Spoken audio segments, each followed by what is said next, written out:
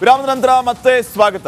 ಈಗಾಗಲೇ ತಾವು ಗಮನಿಸ್ತಾ ಇದ್ರಿ, ಆರೋಪಿ ನಟ ದರ್ಶನ್ನ ಜೈಲು ದಿನಚರಿ ಯಾವ ರೀತಿ ಇದೆ, ಏನೆಲ್ಲ ಆಗ್ತಾ ಇದೆ, ಕುಟುಂಬಸ್ಥರು ಧೈರ್ಯ ಹೇಳಿದ್ದು ಯಾವ ರೀತಿ ಸಮಾಧಾನಕ್ಕೆ ಕಾರಣ ಆಗಿದೆ ಅಂತ. ಇದರ ಜೊತೆಗೆ ದರ್ಶನ್ನ ಭೇಟಿಯಾಗೋದಕ್ಕೆ ಬಂದ ಪವಿತ್ರ ಗೌಡ ಸ್ನೇಹಿತೆ ಸಮತಾಗೂ ಕೂಡ ಈಗ ಕೇಸ್ನ ಕಂಟಕ ಎದುರಾಗಿದೆ.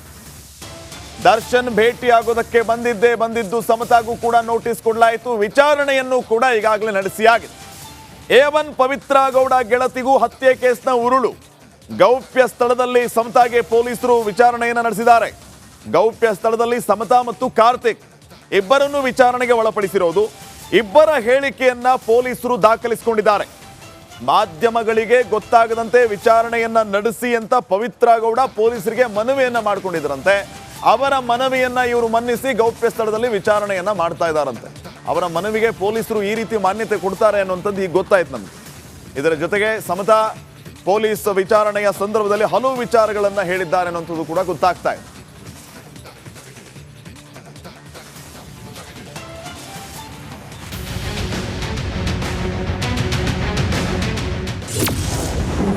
ರೇಣುಕಾ ಕೊಲೆ ಕೇಸ್ ತನಿಖೆ ಚುರುಕು. ಪವಿತ್ರ ಗೆಳತಿ ಸಮತಾಗೆ ಪೊಲೀಸ್ ಡ್ರಿಲ್.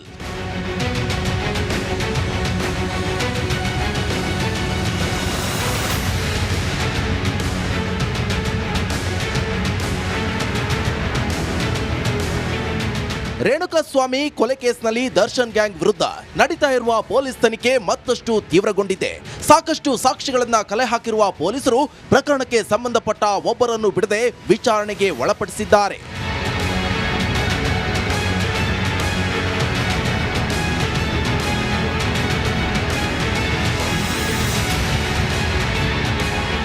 ಎಲ್ಲ ಆಯಾಮಗಳಲ್ಲೂ ಮಾಹಿತಿ ಕಲೆ ಹಾಕಿರುವ ಪೊಲೀಸರು ತನಿಖೆಯನ್ನ ತಾರ್ಕಿಕ ಅಂತ್ಯಕ್ಕೆ ತೆಗೆದುಕೊಂಡು ಹೋಗ್ತಿದ್ದಾರೆ.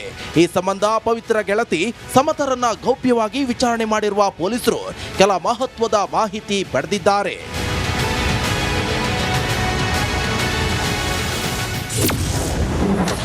ಪೊಲೀಸರ ಮುಂದೆ ಸಮತಾ ಹೇಳಿದ್ದೇನು?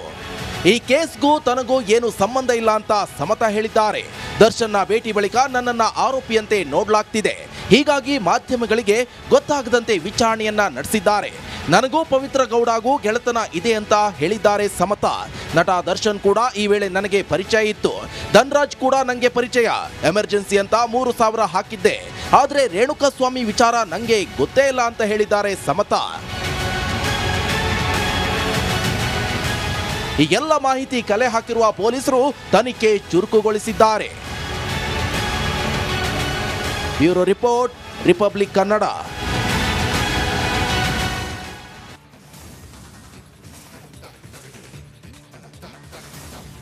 ದರ್ಶನ್ ಹೀರೋ ಆಗೋದಕ್ಕೆ ಕಾರಣ ಕಿಚ್ಚ ಸುದೀಪ. ಈ ಬಗ್ಗೆ ಮಾಜಿ ಫಿಲ್ಮ್ ಚೇಂಬರ್ನ ಅಧ್ಯಕ್ಷರಾಗಿರುವಂತಹ ಬಾಮಾ ಹರೀಶ್ ಹೇಳಿರೋದು ಏನು? ಇದರ ಜೊತೆಗೆ ದರ್ಶನ್ಗೆ ರಾಜಕೀಯ ಎಂಟ್ರಿಯ ಆಫರ್ ಅನ್ನ ಕೂಡ ಮಾಡಲಾಗಿತ್ತ. ಹೀಗೆ ಹಲವು ವಿಚಾರಗಳ ಬಗ್ಗೆ ಸ್ಫೋಟಕವಾದಂತಹ ಹೇಳಿಕೆಗಳನ್ನ ನೀಡಿದ್ದಾರೆ ಫಿಲ್ಮ್ ಚೇಂಬರ್ನ ಮಾಜಿ ಅಧ್ಯಕ್ಷ ಬಾಮಾ ಹರೀಶ್ ಅವರು. ದರ್ಶನ್ ಹೀರೋ ಆಗೋದಕ್ಕೆ ಕಿಚ್ಚ ಕೂಡ ಕಾರಣ ಆಗಿದ್ರ? ನಟ ದರ್ಶನ್ಗೆ ಸಹವಾಸ ದೋಷ ಇದೆಯಾ? ನಟ ದರ್ಶನ್ ಬಗ್ಗೆ ಬಾಮಾ ಹರೀಶ್ ಸ್ಫೋಟಕ ಮಾತು. ಹಾಗಿದ್ರೆ ಅವ್ರು ಏನು ಹೇಳಿದ್ರು ನೋಡೋಣ. ಸರ್, ದರ್ಶನ್ಗೇನಿರಲಿಲ್ಲ, ದರ್ಶನ್ಗೆ ಇಲ್ಲ. ನಾನು 2005 ಲೋಕಸಭಾ ಎಲೆಕ್ಷನ್ ಆಯಿತು. ಆವಾಗ ನಮ್ಮ ಸನ್ಮಾನ ಮಾಜಿ ಪ್ರಧಾನಿ ದೇವೇಗೌಡರು ಮತ್ತು ಕುಮಾರಣ್ಣ ಅವರು ನನಗೆ ಫೋನ್ ಮಾಡಿದರು. ಕುಮಾರಣ್ಣ ಅವರು, ಮನುಷ್ಯ ಬಾ ಮಾತಾಡಬೇಕು ಅಂತೇಳಿ ನಾನು ದೇವೇಗೌಡರ ಮನೆಗೆ ಹೋಗಿದ್ದೆ.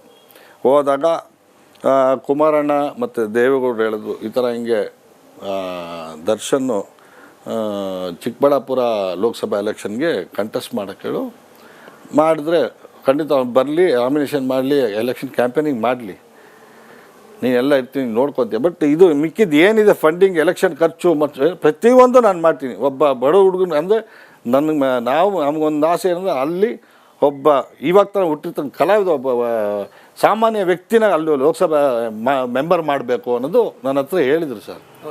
ದೇವೇಗೌಡರು ಕುಮಾರಣ್ಣ ಹೇಳಿದರು, ಮಾಡೋಣ ಒಬ್ಬ ಒಳ್ಳೆ ಕಲಾವಿದನ ತೂಗದಿಷ್ಟು ಮಾಡೋಣ ಅಂಥೇಳಿ ಇದು ಮಾಡೋದು. ನಾನು ಅಂದ್ಕೊಂಡೆ ಹೇಳ್ದಾಗ ದೇವೇಗೌಡರು ಕುಮಾರಣ್ಣ ಹೇಳ್ದಾಗ ನಮಗೊಂದು ಖುಷಿ, ನಮ್ಮ ಹೀರೋ ಒಬ್ಬ ಲೋಕಸಭಾ MP ಆಗ್ತಾರಲ್ಲಪ್ಪ ಅಂತೇಳಿ ಆಯ್ತು ನಾನು ಒಪ್ಪಿಸ್ತೀನಿ ಅಂತಲೂ ಹೇಳ್ದೆ. ದೇವೇಗೌಡರಿಗೆ ದರ್ಶನ್ ಅಂತ ಒಬ್ಬ ಹೀರೋ ಇದ್ದಾರೆ ಅಂತ ಗೊತ್ತು. ಕುಮಾರಣ್ಣ ಹಳೆ ಡಿಸ್ಟ್ರಿಬ್ಯೂಟರ್ ಅಲ್ವಾ, ಪ್ರೊಡ್ಯೂಸರು ಡಿಸ್ಟ್ರಿಬ್ಯೂಟರ್. ಕುಮಾರಣ್ಣಗೆ ಇಂಡಸ್ಟ್ರಿ ಹತ್ರ ಇದೆ. ಅತಿ ಪುರಾತನವಾದ ಆಭರಣಗಳಿರುವ ಮಾಹಿತಿಯೂ ಕೂಡ ಇದೆ. ಪುರಿ ಜಗನ್ನಾಥನ ಆಭರಣಗಳು ಇರುವ ಮಾಹಿತಿಗಳಿದೆ. ರತ್ನ ಭಂಡಾರದ ಬಾಗಿಲಿಗೆ ಅರ್ಚಕರಿಂದ ಪೂಜೆ ಕೂಡ ಮಾಡ್ತಾ ಇದ್ದಾರೆ. ಪುರಿ ಜಗನ್ನಾಥ ಮಂದಿರದ ರತ್ನ ಭಂಡಾರದ ಬಾಗಿಲನ್ನ ತೆರೆಯಲಾಗಿದೆ. ಸುಮಾರು 46 ವರ್ಷಗಳ ನಂತರ ಬಿಗಿ ಭದ್ರತೆಯೊಂದಿಗೆ ರತ್ನ ಭಂಡಾರವನ್ನ ಓಪನ್ ಮಾಡಲಾಗಿದೆ. ಅದರ ಎಕ್ಸ್ಕ್ಲೂಸಿವ್ ದೃಶ್ಯವನ್ನ ಗಮನಿಸ್ತಾ ಇದ್ದೀರಿ. ಒಡಿಶಾದ ಪುರಿ ಜಗನ್ನಾಥನ ರತ್ನ ಭಂಡಾರವನ್ನ ಓಪನ್ ಮಾಡಲಾಗಿದೆ. ಅದರಲ್ಲಿ ಚಿನ್ನ, ಬೆಳ್ಳಿ, ರತ್ನ, ವಜ್ರ, ವೈಡೂರ್ಯಗಳು ಇದ್ದಾವೆ. ಒಡಿಶಾದ ಪುರಿ ಜಗನ್ನಾಥ ದೇಗುಲದ ರತ್ನ ಭಂಡಾರವನ್ನ ಬಿಗಿ ಬಂದೋಬಸ್ತ್ನೊಂದಿಗೆ ಓಪನ್ ಮಾಡ್ತಾ ಇರುವಂತ ಎಕ್ಸ್ಕ್ಲೂಸಿವ್ ದೃಶ್ಯವನ್ನ ಗಮನಿಸ್ತಾ ಇದ್ದೀರಿ. 46 ವರ್ಷಗಳ ಬಳಿಕ ರತ್ನ ಭಂಡಾರವನ್ನ ಓಪನ್ ಮಾಡಲಾಗಿದೆ. ಒಡಿಶಾದ ಪುರಿ ಜಗನ್ನಾಥ ದೇವಾಲಯಕ್ಕೆ ಸಾವಿರಾರು ಭಕ್ತರು ಹೋಗ್ತಾರೆ. ಪುರಿ ಜಗನ್ನಾಥನ ಮೇಲೆ ನಂಬಿಕೆ ಇಟ್ಟಿರುವಂತಹ ಸಾವಿರಾರು ಭಕ್ತರು ಪ್ರತಿದಿನವೂ ಕೂಡ ಹೋಗ್ತಾರೆ. ಧಾರ್ಮಿಕ ದೇಶದಲ್ಲಿ ನೀವು ಹೃದಯ ಬಡಿತ. ಒಡಿಶಾ CM ಮೋಹನ್ ಚರಣ್ ಮಾಜಿ ಟ್ವೀಟ್ ಮಾಡಿದ್ದಾರೆ. ದೇವರ ಇಚ್ಛೆಯಂತೆ ಮೊದಲ 4 ಬಾಗಿಲನ್ನ ತೆರೆಯಲಾಗಿತ್ತು. ಇವತ್ತು ರತ್ನ ಭಂಡಾರವನ್ನೇ ತೆರೆಯಲಾಗುತ್ತಿದೆ ಅಂತ ಹೇಳಿದ್ದಾರೆ. 46 ವರ್ಷಗಳ ಬಳಿಕ ಭಂಡಾರದ ಬಾಗಿಲನ್ನ ತೆರೆಯಲಾಗುತ್ತಿದೆ.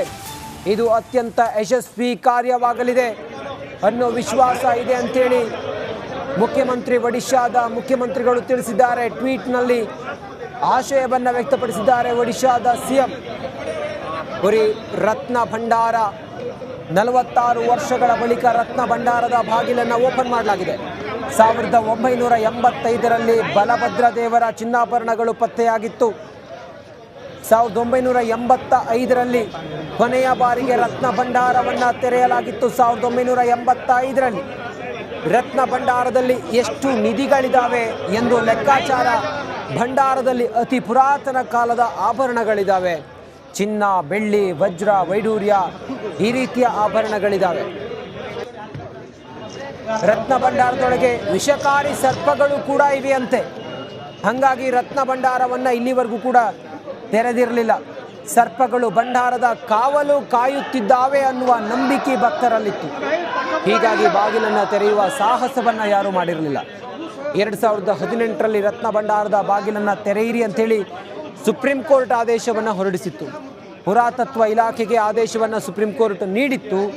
ರತ್ನ ಭಂಡಾರದ ಆಭರಣವನ್ನ ಈಗ ಪರಿಶೀಲಿಸುವಂತೆ ಸುಪ್ರೀಂ ಕೋರ್ಟ್ ಆದೇಶವನ್ನ ಕೊಟ್ಟ ಹಿನ್ನೆಲೆಯಲ್ಲಿ ರತ್ನ ಭಂಡಾರದ ಬಾಗಿಲನ್ನ ತೆರೆಯಲಾಗಿದೆ. ಪುರಿ ಜಗನ್ನಾಥನ ರತ್ನ ಭಂಡಾರದ